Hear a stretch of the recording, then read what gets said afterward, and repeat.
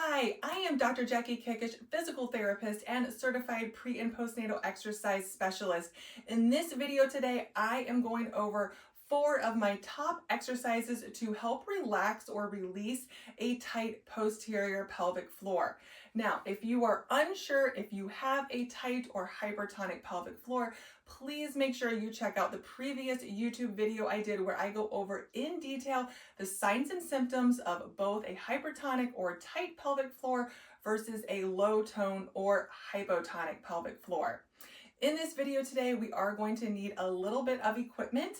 We will need a small ball around this size that is not too hard but not too soft. This is actually one of my kids' toys. And then you will need a foam roll, a pillow for head support, and then a yoga block. So go ahead and grab what you need and let's get started. Let's go ahead and get started. For the first exercise, you will need your small ball or your foam roll. I'm going to show you 2 different ways to do it. But what we are going to do is that we are going to take the ball and we are going to be rolling it up and down and side to side, basically between the opening and the sits bones. Okay, so we're not rolling over any openings and we're not really rolling onto any hard bony prominences. So this is what we call your sits bones, and we're going to be going ahead and rolling the ball right inside of the sits bones. All right, so you might find a couple tender spots and we're just gently rolling over it for about 1 to 2 minutes. Again, you can go up and back and then side to side. And then after we do this one, I will show you with the foam roll. If you don't have one, I'm using my kid's toy here. So we're going to go ahead and put it right in there like that. And you're kind of just trying relaxing and we're rolling up and back. This ball could probably be a little bit harder. This is a little bit softer, but this is what I was able to find. I do like using the foam roll as well. So we're going front to back again, and then side to side, trying to relax, letting those muscles just melt over the ball. You really shouldn't have any pain with this. You might have a few tender spots, and we're just trying to work those so that those deep muscles can kind of relax. Now, I would say go ahead and do this for about 1 to 2 minutes on each side. So go ahead and continue to do that with the ball if you like that way. Otherwise, I'm going to also demonstrate what it looks like with the foam roll. Okay, so again, I'm working on my right side. So I'm going up like this, and I'm going to be crossing my right leg over my left. Now, the foam roll is definitely harder than the ball that I was using. So again, not going over the tailbone or any opening, but right kind of in between the sits bones and the opening. And again, we're going back and forth here. And then you would just switch and rotate to the other side. All right, there may be one side that you find that is a little bit more tight. That is okay. You can always spend a little bit more time on that one side.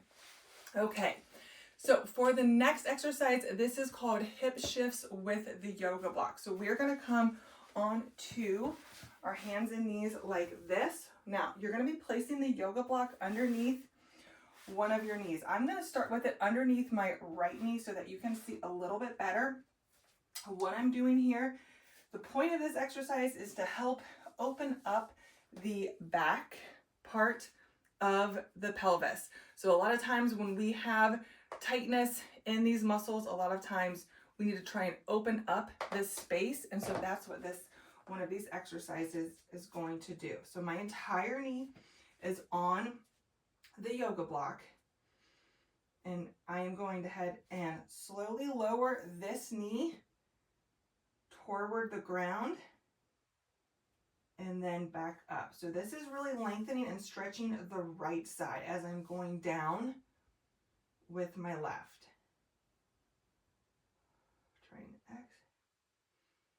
Excellent. I would say go ahead and start off with 10 to 15 times on each side. Again, we want to make sure that we even it out. You might feel, a little bit more of a stretch on one side, and that is okay.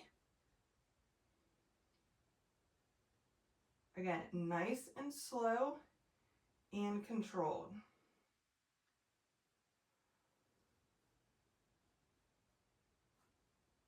Now, I'm just going to go ahead and demonstrate this exercise for you, and then you will go ahead and just switch it around. You'll put the yoga block underneath the left knee, and then the right knee will go down. All right. Go ahead and keep the yoga block, and you will need a pillow for the next one. So we're going to come down onto our side, and you can have a pillow to support your head. And what we're going to do is we're going to put the yoga block in between the knees here, and we're going to do what we call internal rotation of the hip. So this is basically reverse of a clamshell. So a clamshell is actually going to do the opposite effect. It is going to close the posterior pelvic floor and back of the pelvis even more, and we really want to work on opening that up and lengthening. So we're going to start in this position, and then you are going to, again, keep your knee on the yoga block on the top leg, and you are going to go ahead and bring your top foot up toward the ceiling, and then slowly lower it back down. So it looks something like this. I need to move my yoga block because it is, there we go, starting to get away from me a little bit.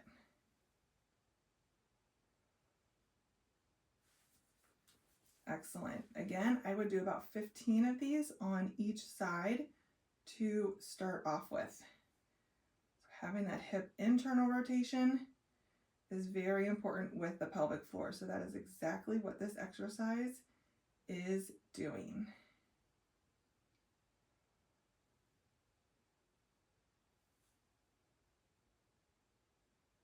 All right, go ahead and pause me if you need to. Go ahead and do 15 repetitions on each side. And then we, of course, are going to end with back body expansion, one of the most, if not the most important exercise to heal pelvic floor issues, as well as diastasis recti. So you are going to need either a foam roll, pillow, and a yoga block. So there's a few different ways that we can do this. If you don't have a foam roll, you can certainly, I'm going to show you with the pillow. You can go ahead and you're going to just kind of fold the pillow over like this. And then you can use the foam roll like this even to kind of help support your head.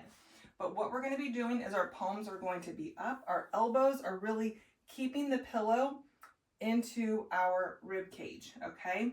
And we're going to be leaning forward. Again, you can come down even like this, or if that's not comfortable, you can remain just like this. We're going to take a couple deep inhales. I want you to think about pushing your air back between your shoulder blades, okay? So we're really trying to get that air into the back of our rib cage so that we get that great 360-degree breathing. So my chin is tucked under, again, really trying to stretch and get that air into the back side of my rib cage. So we're going to take a deep inhale.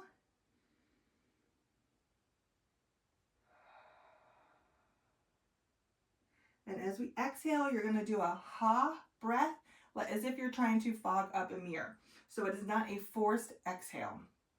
Deep inhale.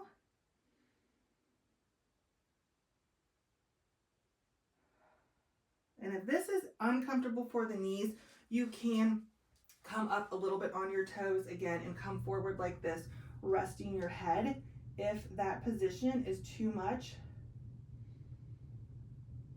for your knees. Okay, so you can kind of play around with the position a little bit. We're going to do 5 deep breaths like that. Okay.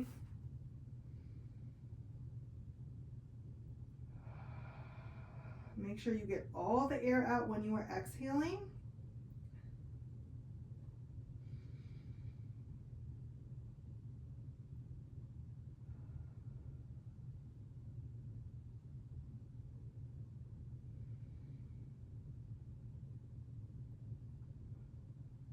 You should feel a nice stretch, especially in the back there.